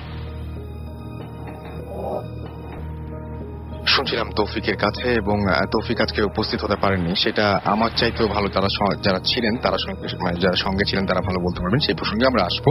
আমরা শুধু বলি যে এই যে তৌফিক যে ঘটনাটা বললেন, আপনারা সেই জায়গাটায় গিয়েছিলেন কিনা, বা মানে ওই জায়গাটা আসলে কেমন, যদি আরেকটু বর্ণনা দিয়ে বুঝিয়ে দেন, কারণ তৌফিক ওখানে থাকেন, দেখেছেন, আপনাদের কাছে ওই জায়গাটা কেমন লেগেছে? ভাই ওর নাম কৌশিক।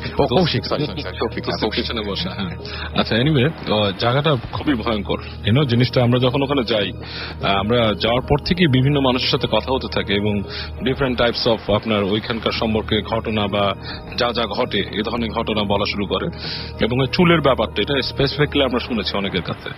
তারপর এই যে আমাদের কৌশিক, সেটাকে আরো মানে ইলাবোরেটলি বলে আমাদের যে কি হয় সেখানে। এবং সিন্স আবরার ভাই ওখানে ছিল, আপনার হি ওয়াজ বর্ন ইন চিটাগং, উনি এই সম্বন্ধে আরো অনেক কিছু ব্রিফ করে আমাদেরকে যে এখানে এই ব্যাপার। তারপর আমরা বোটম্যানের সাথে কথা বলি, এবং ওখানে কিছু গার্ডের সাথে। প্রথমে কেউ মুখ খুলতে চাচ্ছিল না, বিকজ তারা ভয় পায় যে তারা ওই জায়গায় থাকতে হবে, এবং তাদের পরে যদি পাহারা দিতে হবে, সেটাই পাহারা। যেহেতু আবরার ভাই ওইখানকার স্থানীয় বলা যেতে পারে একরকম, তো আমি আবরার ভাইকে যেটা শুনতে চাই, আবরার ভাই আপনি আসলে এই যে ঘটনাটা শুনলেন, হ্যাঁ, আপনি আসলে মানে কতটুকু জানেন ফয়েজ লেক সম্পর্কে, বা মানে আরো কিছু বলার আছে কিনা আপনার ফয়েজ লেক নিয়ে? ওয়েল রাসেল ভাই, থিং ইজ দ্যাট আমি আমার জন্ম চিটাগংয়ে, বাট আফটার দ্যাট ঢাকায় চলে আসি, যদিও একটা সার্টেন এজে। বাট থিং ইজ দ্যাট ওখানকার অনেক ঘটনাই আমি শুনেছি, বাট যেটা সবচেয়ে বেশি শুনেছি সেটা হচ্ছে 71 আফটার লিবারেশন। আফটার লিবারেশনে আমার চাচার কাছ থেকে অনেক কিছু শোনা হয়েছে, আমার বাবার কাছ থেকেও শুনেছি, দাদার কাছ থেকে শুনেছি। থিং ইজ দ্যাট ওখানে ইটস আ বদ্ধভূমি অ্যাকচুয়ালি, টোটাল ফয়েজ লেকটাই। দেখা যেত যে 71-এর ওয়ারের সময় পাকিস্তান আর্মি আমাদের বাংলাদেশিদেরকে দিয়ে ওখানে হত্যা করত, এবং ওখানে ফেলে দিত ওই পানির ভিতরে। And it's actually রেলওয়ের জায়গা, যেহেতু রেলওয়ের জায়গা সেই কারণে এখান দিয়ে লেক থাকার কারণে এটা আনইউটিলাইজ পড়ে আছে অনেক দিন ধরে, এখানে কিছুই করা যায়নি। এখানে অনেক মিথ জড়িত আছে। তো এই যে আপনি আপনার জানা, এবং তারপরে আবারও এই টিমের সাথে গিয়ে জানা, মানে সেই দিন কি মানে ওই জায়গাটা কেমন লেগেছিল? ওয়েল, আমি যখনই গিয়েছি এটা দিনের বেলা, আর এবার গিয়েছি হচ্ছে রাতের বেলা।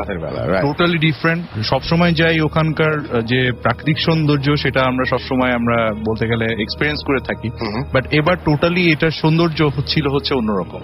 ইট ওয়াজ ভেরি মানে হরিফিক আই উইল সে। আচ্ছা আচ্ছা, ফারনান তো ওখানে ছিলেন, তো ফারনান কি হয়েছিল সেদিনের মানে ঘটনাটা, মানে কেমন? এই যে আমরা একটা ক্লিপ শুনলাম, এই ক্লিপ নিয়ে আপনার কোনো কিছু বলার আছে কিনা? হ্যাঁ, অবশ্যই। মানে এই ক্লিপটা সম্পর্কে আমি যেটা বলবো যে আমি যে রুমে ছিলাম কৌশিক আসলে আমার রুমমেট ছিল এবং ওর কাছ থেকে আমি এই ঘটনাটা শুনেছি।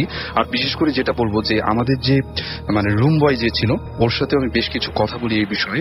ও যেটা বলে যে হ্যাঁ এরকম চুলের ঘটনাটা ওরা আগে থেকেই জানতো এবং মারমেইডের যে বিষয়টা যেটা মৎস্যকন্যা আমরা বলে থাকি, তো এরকম ওরাও মানে ছোটবেলা থেকে শুনে আসতেছে কিন্তু কখনো দেখেনি। আর স্পেশালি যেটা আমি বলবো যে আমরা যে রিসোর্টটাতে ছিলাম সেটার ঠিক পিছনে একটা জায়গা ছিল। তো আমি যখন রাতের দিকে একবার বের হয়ে ফোনে কথা বলার জন্য, ঠিক তখনই আমি দেখি যে পিছনে একটা জায়গা এবং সেটা অনেকটা জঙ্গলের মতো। তো সেই জায়গাটাতে যখন আমি একজন গার্ড বসা ছিল, তো ওনাকে আমি যখন জিজ্ঞেস করি যে এখানে কি যাওয়া যাবে, তো উনি আমাকে বলে যে না ওখানে আসলে যাওয়া যাবে না, ওখানে দিনের বেলায় কেউ যায় না, জায়গাটা জঙ্গলের মতো। তো উনি আমাকে আর কিছু বলেনি এই বিষয়ে। তারপরে যখন আমি রুম বয়কে জিজ্ঞেস করি, আমাদের যে রুম বয় ছিল, তো ওনাকে যখন জিজ্ঞেস করে আমাকে যেটা বলেন যে আবরার ভাই আমাদের যে ঘটনাটা শেয়ার করলেন একটু আগে, ঠিক এরকমই একটা কথা যে যখন লিবারেশন ওয়ারের সময় পাকিস্তানি সৈন্যরা যেটা করতো যে অনেকে মেরে ঠিক পানিতে ফেলে দিত, প্লাস এই পাহাড়ের বিভিন্ন জায়গায় একসাথে গর্ত করে অনেক লাশ পুঁতে রাখতো। তো এরকম কিছু ঘটনা আমি শুনি ওখান থেকে, এই ধরনের আর কি। এই ছিল। আচ্ছা, আর কেউ কোনো কিছু শুনেছেন এই সম্পর্কে আপনাদের মধ্যে? মানে কেউ কোনো কিছু যদি বলতে চান এটা নিয়ে তাহলে বলতে পারেন যে কেউ কোনো কিছু শুনেছেন কিনা বা জানেন নাকি কিছু। আচ্ছা, আপনি এসেছেন এয়ারটেল বাস থেকে, রাইট? আপনার নামটা আরেকবার একটু বলবেন। হ্যাঁ, আমি যতটুকু শুনেছি, আমি ইভেন আপনাদের আউটডোর ব্রডকাস্টার সাথে ছিল আমাদের সাথে। দেন আমরা রাতের বেলা যখন ইনভেস্টিগেট করতে বের হয়েছে, তখন 3টা 3:30, তখন আপনাদের যে পাহাড়টা, অনেকগুলো পাহাড় আছে, ওখানে কিছু সিকিউরিটি গার্ড আছে। ওই সিকিউরিটি গার্ডের কাছে অনেক কিছু জিজ্ঞাসা করার পর ওরা আমাদের যেটা বলেছে যে ওই যে মারমেডের যে ব্যাপারটা, ওইটাতে দুইটা আর কি রূপ ধরে আসে। একটা হলো একটা মহিলার রূপ ধরে আর একটা বাচ্চার রূপ ধরে। এখন মহিলার যে ব্যাপারটা, মহিলাটা যখন বিভিন্ন রূপ ধরে মানুষকে ডাকে, যদি কেউ যায় তখন তারা হার্ম করে। ইভেন আর কি যখন ওই পানিতে নেমে যায় তখন ওই চুলের মতো যে জিনিসটা দেখা যায়, ওটাকে আর কি মানুষ মারমেড হিসাবে আর কি দেখে করে মানুষজন বলে। বাচ্চার ব্যাপারটা যে ভাই গত 3 বছর আগেও কিন্তু একজন মারা গেছে, ওই বাচ্চার রূপ ধরে ডেকেছে। ওখানে যাওয়ার পরে ওনাকে আর কি বাচ্চার রূপ ধরে ডাকে কাউকে, হ্যাঁ আর কি কান্নাকাটি করে, তখন গেলেই আর কি ওখানে। আচ্ছা, ওকে। আর কারো কোনো কিছু এখন বলার আছে এই সম্পর্কে? আর আপাতত নাই বোধ হয়। একটা জিনিস অ্যাড করতে চাই ভাই, ওই এইমাত্র ফারনান যে জায়গাটার কথা বললো জঙ্গলে ঘেরা, ওই জায়গায় কিন্তু আমি আর আপনার ভাই গিয়েছিলাম। ওইটা আমরা পরে আসবো, ওইটা আমরা আবার পরে আসবো। আমরা দেখি আসতে পারবো অনেকে দেশের বাইরে থেকে, বিশেষ করে তাদের তো আসা একেবারে অসম্ভব। তারা বিভিন্ন সময় আমাদেরকে বিভিন্ন অডিও ক্লিপ পাঠান, বিভিন্ন সময় ঘটনা লিখে পাঠান, আমরা চেষ্টা করি সেগুলো পড়ে শোনানোর জন্য। তো আমি সেরকমই একটা ঘটনা দিয়ে আজকে শুরু করতে চাই। আমাকে লিখছেন, আমার নাম আনুষ্কা রহমান। আমার বাবা অনেক প্রভাবশালী একজন লোক বাংলাদেশের, কিন্তু বাবার পারমিশন না পাওয়ার জন্য আমি ফুল ইনফরমেশন প্রোভাইড করতে পারছি না বলে সরি। আমি ভূত এফএমের একজন very recent listener and I enjoy it very much. যদি চোখের সামনে কিছু উড়ে যাওয়া মানে নিজে নিজে মুভ করা ছায়া টাইপ কিছু দেখা, খুব বড় মাপের প্যারানর্মাল অ্যাক্টিভিটি হয়, তাহলে ভাইয়া আমি বলবো আমি সারা জীবন লিখেও শেষ করতে পারবো না আমার experience. But once I was a normal kid just like others. আমার বাবা একজন বড় মাপের বিজনেসম্যান হওয়ার কারণে আমার বাবার অনেক শত্রুও ছিল।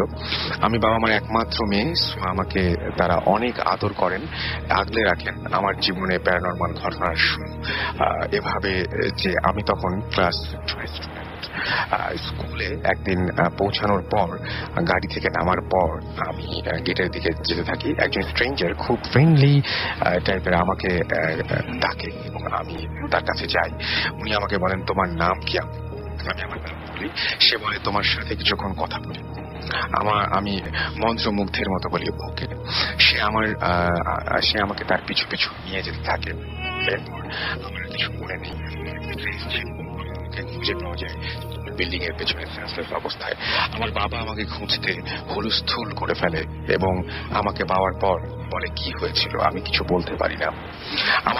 আমি লক্ষ্য করি যে আমার বাম হাতে কিছু একটা কাটা দাগের মতো, অনেকটা মানুষের মুখ অ্যাবস্ট্রাক্ট ভাবে উল্টা করে আঁকা, কোনো কিছু মানে কোনো একটা জিনিস দিয়ে স্কিনের ওপরে, কোনো একটা পয়েন্ট জিনিস দিয়ে স্কিনের ওপরে টানলে যেমন দাগ হয় ঠিক সেরকম। আমি তখনও বুঝিনি যে আমার লাইফে অনেকটা অন্যরকম হয়ে যাবে। ফার্স্ট থিং যেটা আমি নোটিস করি তা হলো যে প্রায় 20-25 দিন পর আমাদের বাসা বাড়িধারায়। আমি ছোটবেলা থেকে অন্তত অত্যন্ত একাই বড় হয়েছি। ইভেন আমার কোনো ফ্রেন্ডও ছিল না। ফ্রেন্ড বলতে হাজার হাজার পুতুল ছিল আমার রুমে। সো ভয় পাওয়া বা প্যারানর্মাল ব্যাপার স্যাপার কাকে বলে আমি জানতাম না। আমার রুমটা অনেক বড়। রুমের লেফট সাইডে আমার ডল কর্নার। আমি একদিন ঘুমানোর আগে নোটিস করি যে আমার ডল কর্নারের দিকে একটা জমাট বাঁধা অন্ধকারের মতো। আমি উঠে পড়ি বেড থেকে জাস্ট চেক করতে। কাছে যাই, গিয়ে দেখি যে কিছুই না, জাস্ট একটু জমাট বাঁধা অন্ধকার। বাট ওই জায়গাটা আমি ফিল করেছিলাম খুবই ঠান্ডা। আমার বেডে চলে যাই আমি, এবং এই ঘটনাটি সবাই কিভাবে নিবে জানি না, আমি সিম্পলি নিলাম। কারণ রাসেল ভাই, আমি সত্যি ভয় বা প্যারানর্মাল ব্যাপার স্যাপার কাকে বলে তার সাথে একেবারেই পরিচিত ছিলাম না। এরপর থেকে যা হলো, ডেইলি ওই জিনিসটা আমি দেখতে পেতাম, এবং এটা কিছুটা অনেকটা লম্বা একটা ম্যানলি শেপ নিতে শুরু করলো। মাঝে মাঝে আমি কর্নারে যেতাম, বলতাম তুমি কে, তুমি আমার নতুন ফ্রেন্ড, এই টাইপের অদ্ভুত কথাবার্তা। এদিকে দিন দিন ওটা শেপ গুলো চেঞ্জ করতে থাকে, আর এটি আমার আরো কাছে আসতে থাকে। আমি ওকে কাছে গেলেই প্রচন্ড ঠান্ডা ফিল করতাম, এবং আমার ফাঙ্গাস টাইপের একটা স্মেল আমি পেতাম। একদিন 3টার দিকে ঘুম ভেঙে যায়, আর আমি দেখি যে জিনিসটা একেবারে আমার বেডের কাছে এসে দাঁড়িয়ে আছে। আমি ফর দ্য ফার্স্ট টাইম ওটা দেখতে পাই। জিনিসটা খুবই বিভৎস ছিল, জাস্ট লাইক একটা মানুষ যে কোনো বস্তার ভেতরে যাকে ফেলে মাটি চাপা দিয়ে রাখা হয়, যেমন কিছুটা সেরকম হাত পা এর জায়গায় ছিল মানে গাছের ডালপালা এরকম টাইপের কিছু একটা। সেটা এত বিভৎস ছিল যে আমি লিখে বোঝাতে পারবো না ভাইয়া। ওটা থেকে বিভৎস পচা একটা কাঠের মতো একটা ফাঙ্গাস ধরা গন্ধ আমি পাচ্ছিলাম। ওটা চিৎকার করে বললো, আই ডোন্ট লাইক ইউ, তুমি চলে যাও। এটা বলে আমি বালিশের কাছে থেকে, আচ্ছা এটা উনিই বলছেন, এটা বলে আমি বালিশের কাছ থেকে রিমোট ছুঁড়ে মারি, রিমোটটি ওর ভেতর দিয়ে অন্য পাশে চলে যায়। তো এর উপরে আরো অনেক বড় ঘটনা ঘটে। অনেক বড় একটা ঘটনা তিনি আমাদেরকে ইমেল করেছেন। আমি বলবো যে বাকিটুকু আপনি চাইলে আমাদেরকে ইমেল করতে পারেন, অডিও ক্লিপের মাধ্যমে পাঠাতে পারেন, রিপোর্ট করে আমাদের কাছে পাঠিয়ে দিতে পারেন। সো এই ছিল ঘটনা। তো আর আমি এখন মোটামুটি সবার কাছ থেকে জানতে চাই যে আপনার যে ফার্স্ট লেকে ঘুরে আসলেন, কোন মুহূর্তটা আপনার সবচাইতে বেশি ভয় লেগেছিল, বা কোন মুহূর্তটা মানে আপনি নিজেও একটু ঘাবড়ে গিয়েছিলেন, আর কি এরকম কোনো মুহূর্ত আছে কিনা? থ্যাংক ইউ রাসেল ভাই। আমি মিঠু, পান্থপথ থেকে এসেছি। তো যে একটু আগে যে ব্যাপারটা বললো যে ওই ব্ল্যাক শ্যাডোর কথাটা, তো ওটা প্রথম আমি দেখেছিলাম আর কি, যেটা যে আমার পাশ থেকে একজন টর্চ লাইটে ফোকাস করছিলেন। তো সেটা মানে সে কি ছিল আর কি, মানে র্যান্ডম ভাবে করতেছিলেন। তো হঠাৎ করে আমি জাস্ট ঘাড় ঘুরিয়ে দেখতেছিলাম আর কি জিনিসটা, বাট হঠাৎ করে আমার কাছে মনে হলো যে আমি একটা ডিফারেন্ট কিছু দেখতে পাইলাম। মানে ওখানে তো সবই অন্ধকার, সবই কালো, বাট তার ভিতরে একটু ডিপ কালো বা একটা শ্যাডোর মতো মনে হলো। আমি সঙ্গে সঙ্গে তাকে বললাম যে প্লিজ ওখানে ওই জায়গাটা পার্টিকুলারলি ওই জায়গাটা একটু ফোকাস করেন। তো সে যখন ওটাতে করলো, মানে এটা কিন্তু 2 or 3 সেকেন্ডস এর ব্যাপার আর কি। তো সেখানে করার পরে আমরা দেখলাম, আমি সহ আমার আশেপাশে যারা ছিলেন তারা কয়েকজনই দেখলেন জিনিসটা। তো যখন আমরা জিনিসটা নিয়ে একটু ভিতরে আমরা সবাই একটু মানে হয়ে মানে প্যানিক ঠিক না, মানে জাস্ট এক্সাইটেড হলাম আর কি সবাই। তো ইন দ্য মিন টাইম যখন আবার ওখানে ফোকাস করা হলো, তখন কিন্তু আর দেখতে পাইনি আমরা। তো কয়েকজন বলতেছিলেন যে জিনিসটা রিফ্লেকশন, হয়তো পানিতে আলোটা পরে কোনোভাবে রিফ্লেকশন বা ধরনের কিছু একটা। তো আমরা কিন্তু পরবর্তীতে বার কয়েক আমরা ওখানে আবার ফোকাস মানে পানিতে ফেলেও করার চেষ্টা করছি, বাট সেই ধরনের শ্যাডোটা কিন্তু ছিল না। আর শ্যাডোটা ডিফারেন্ট এই কারণে যে ওটা মানে ওখানে তো সবই ব্ল্যাক, বাট ওই ব্ল্যাকটা কিন্তু একটু ডিপ ব্ল্যাক ছিল, এবং সেটা একটা অবয়বের মতো ছিল। তো তারপরে কিন্তু ওই জিনিসটা দেখা যায়, এবং সেটা এই অবয়বটা ছিল মাটি থেকে কিছু উঁচুতে আর কি, জিনিসটা যদি মাটির সঙ্গে লাগানো থাকতো তাহলে ধরে নিতাম যে এটা নর্মালি একটা অন্ধকার, বাট সেটা মাটি থেকে একটা নির্দিষ্ট দূরত্বে এবং গাছের তার আশেপাশে এবং তার পেছনে কিন্তু গাছ দেখা যাচ্ছে, বাট ওই শ্যাডোটার কারণে ওই অংশটুকু জাস্ট ব্ল্যাক ছিল, তো যার কারণে আমরা ওইটুকু দেখতে পাচ্ছিলাম আর কি। আচ্ছা, আর কারো কোনো অভিজ্ঞতা আছে সেদিন বলার মতো, বা কোন একটা মুহূর্ত হয়তো একটু বেশি ভয় পেয়েছিলেন এরকম? রাসেল ভাই, আমি তৌফিক। আমি আসলে তখনকার এনভায়রনমেন্ট একটু বলতে যাচ্ছিলাম। আমরা বোটের মধ্যে ছিলাম 17 জনের মতো। একটা পর্যায়ে বোটটা বন্ধ করে দেওয়া হয়। প্ল্যানটা হচ্ছে বোটটা রেখে আমরা একটু ফিল করার চেষ্টা করবো এনভায়রনমেন্টটা কেমন লাগছে। বোটটা যখন বন্ধ করে দেওয়া হলো, শব্দটা হঠাৎ করে বন্ধ হয়ে গেল, সবার মোবাইল ফোনও সাইলেন্ট। তো আমাদের মনে হচ্ছিল যে চারিদিকে একটা নিস্তব্ধতা ঘিরে ফেলছে আমাদের, অন্ধকার জমাট। তো একটা পর্যায়ে যখন বাতাস দিচ্ছে, বোটটা তুলছে, আবহাওয়াটা এরকম, এনভায়রনমেন্টটা এরকম যে আমরা হয়তো অনেকে ছিলাম। যদি ওইখানে আমি একা থাকতাম আমি অবশ্যই ভয় পেতাম। 17 জন থাকার কারণে একটা সাহস ছিল, চেয়ার পরিবেশ ছিল, অন্যরকম লাগছিল। একটু আগে মিঠু যে কথাটা বললো, আমরা আশেপাশে তাকাচ্ছিলাম যে কিছু দেখা যায় কিনা। বোটটা ভাসতে ভাসতে এক পর্যায়ে চলে গেল পাড়ের কাছে। বাড়ি খেয়ে আবার যখন ব্যাক করে আসছে, সেটা অন্যরকম একটা অনুভূতি। এটা আমি ব্যক্তিগতভাবে বুঝলাম যখন আমি নামলাম বোট থেকে। নেমে যখন হেঁটে আসলাম, চিন্তা করলাম যে সারাদিন কি করলাম, তখন মনে হলো ব্যাপারটা অনেক বেশি ভয়ঙ্কর ছিল। ওইখানে কিছু একটা আছে, কোনো একটা এনভায়রনমেন্টের একটা ফিল, যেটা সেটা আমরা সবাই করেছি এখানে। ওকে, আমি অনেক কিছুই শুনলাম আপনাদের কাছে। আমি এই মুহূর্তে একটা খবর আপনাদেরকে দিয়ে দিতে চাই। সেটা হচ্ছে যে চলছে অমর 21শে বইমেলা। আমরা সবাই জানি ভাষা আন্দোলনের মাস আমাদের ফেব্রুয়ারি, এবং আমরা ফেব্রুয়ারি আমাদের গর্বের মাস। আমরা বাংলা ভাষা ভাষীদের জন্য, সমস্ত বিশ্বের মানুষের জন্য 21শে ফেব্রুয়ারি আন্তর্জাতিক মাতৃভাষা দিবস, আপনারা সবাই জানেন।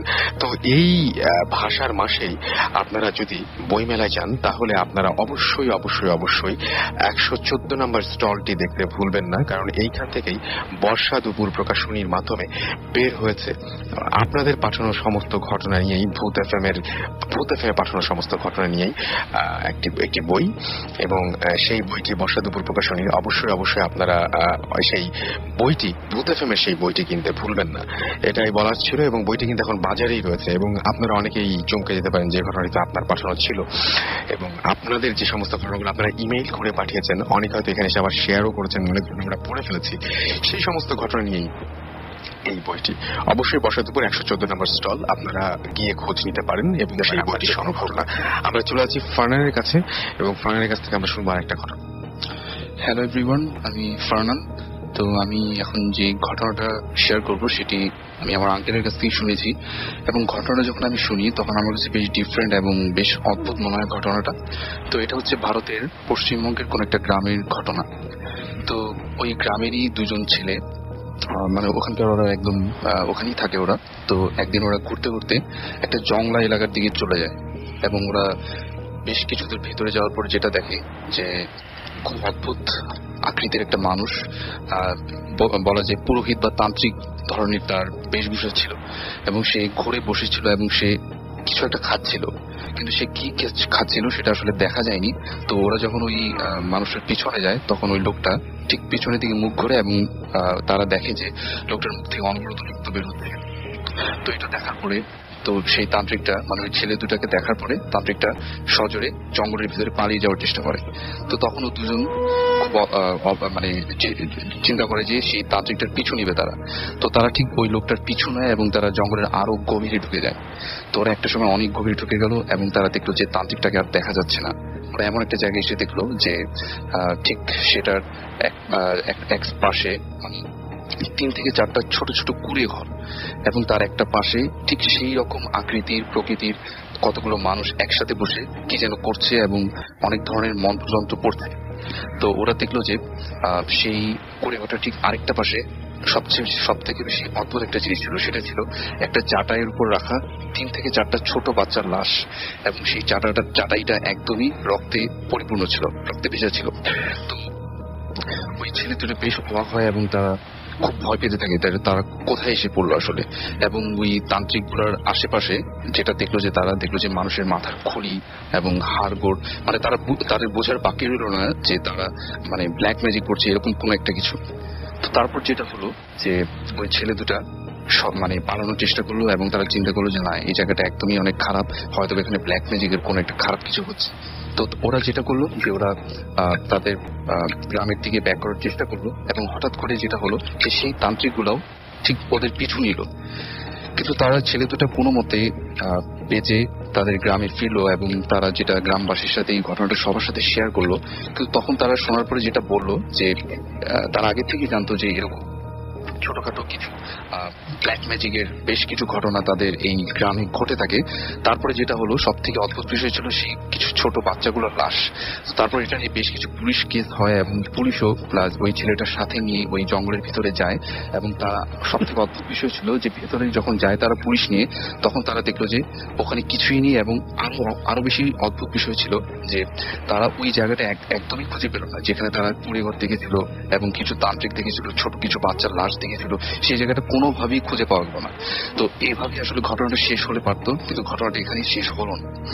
বেশ কিছুদিন চলে গেল, ঠিক তারপরে ঘটলো মেইন ঘটনা এবং সেটা হলো যে হঠাৎ করেই যে দুজন ছেলে সেই তান্ত্রিকগুলোকে দেখেছিল তার হঠাৎ করে তারা একই সাথে যখন তারা রাতে ঘুমাতো একটা অদ্ভুত স্বপ্ন তারা দেখতো যে তাদের ঘুমের মধ্যে তাদের সেই তারা যে রুমে থাকে রাতে সেই রুমে তারা ঘুমিয়ে আছে এবং তারা দেখতো যে তাদের রুমের গেট খুলে অনেকগুলো ছোট ছোট বাচ্চা তাদের দিকে আসছে এবং প্রত্যেকটা ছোট ছোট বাচ্চা মনে হচ্ছিল ওগুলোকে দেখে, কিন্তু এক্স্যাক্টলি ওগুলো বাচ্চা ছিল কিনা আসলে জানা যায়নি। তো সেগুলোর প্রত্যেকটার মাথা ছিল না এবং মাথা কাটা ছিল সবগুলোর, এবং তারা দেখতো যে সেই ছোট ছোট যে বাচ্চার মতো দেখতে সেগুলো এসে তাদেরকে আক্রমণ করছে। তার থেকে আরো বেশি ভয়ানক বিষয় ছিল তাদের যখন সকালে ঘুম ভাঙতো তারা দেখতো যে তাদের জামা কাপড় সম্পূর্ণ রক্তে ভেজা এবং তাদের শরীরে মানে শরীরের বিভিন্ন জায়গায় নখের আঁচড়। তো এইরকম ঘটনা তাদের ফ্যামিলির সাথে তারা শেয়ার করলো, ফ্যামিলির মানুষজন দেখলো যে খুব অদ্ভুত বিষয়টা। তো তারা তাদের যে স্থানীয় যে পণ্ডিত মশাই তাদের সাথে কন্ট্যাক্ট করলো এবং পণ্ডিত সাহেব যেটা বললেন যে এটা আসলে কোন একটা কালো জাদু করা হয়েছে। এবং তারপরে সব থেকে অদ্ভুত বিষয় ঘটলো যে দুটো ছেলেই এবং অদ্ভুত ভাবে তারা দুজনই মিসিং হয়ে গেল, তাদের আর কোনো খোঁজই পাওয়া গেল না। তাদের কি হলো, তাদেরকে কেউ মেরে ফেললো না তাদের লাশও কোথাও খুঁজে পাওয়া গেল না, তাদের কিছু মানে পাওয়া গেল না। এরপর এটা নিয়ে বেশ কিছু পুলিশ কেস হয়, কিন্তু এখনো তারা মিসিং অবস্থাতেই আছে। এই ছিল আমার ঘটনা রাসেল ভাই। Thank you. ওকে, আমাদের হাতে একদম আজকের সময় নেই, কিন্তু